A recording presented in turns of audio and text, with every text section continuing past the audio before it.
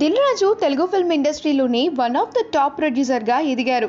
ఇక దిల్ రాజు మొదటి భార్య పేరు అనిత. అనారోగ్యం కారణంగా 2017లో ఆమె చనిపోయిన సంగతి మనందరికీ విదితమే. ఇక దిల్ రాజు కూతురు హన్షితా రెడ్డి అంగీకారంతో రీసెంట్గా వైద్యారెడ్డిని వివాహం చేసుకున్నారు. లాక్డౌన్ టైంలో అతి కొద్ది మందితో సింపుల్గా ఈ పెళ్లి జరిగింది. దిల్ రాజు పెళ్లికి సంబంధించిన పిక్చర్స్ని కూడా చాలా బాగా వైరల్ అయ్యాయి. పెళ్లి తర్వాత భార్యతో కలిసి ఎక్కడా కనిపించలేదు దిల్ రాజు.